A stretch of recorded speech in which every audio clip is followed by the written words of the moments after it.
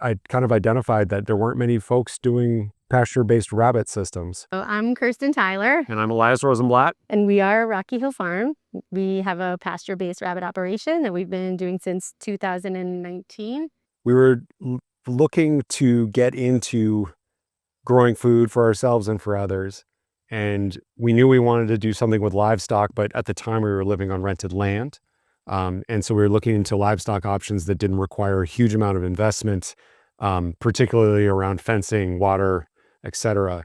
So we started to learn a bit about rabbits, and I kind of identified that there weren't many folks doing pasture-based rabbit systems. We keep kits with the moms until about 6 weeks of age when they naturally wean. At that point, we bring them out to pasture, and they are on pasture until about 14 weeks of age. John Suskowich designed these tractors for chickens, and the way we converted them for rabbits is just put welded wire on the bottom so they can't dig out, and it also helps so that predators can't dig in. Oh, we actually found the plans in a pastured rabbit book that we have. Pretty much what this is, it's a 6 by 10-foot space that the rabbits are in. We frame out this bottom part with these are all 2x4s, and put on this roof, which is made out of just bent conduit. I think it's 1/2-inch conduit. And there are 4 of them. And to that, we zip tie a bunch of chicken wire on the top, really just for catastrophic failure of some sort of, I don't know, predator somehow getting above the bottom framing or whatever. And then tarp on top of that.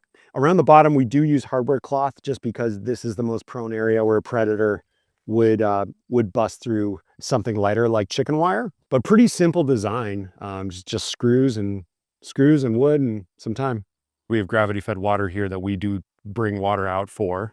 And yeah, large bulk feeders that they have access to, but we estimate they get 40–50% of their forage from the grass, and we just see a reduction in the amount of grain that they eat. So we have about 20 breeders at this point, and this year we plan to do about 350 young fryers for sale.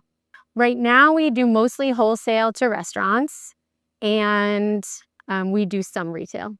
And I think the biggest win for us has been just over the years of trying different systems, trying out different options as far as housing, has allowed us to dial in our processes. So we feel like we're kind of jamming at this point. Mm-hmm. And feed, water.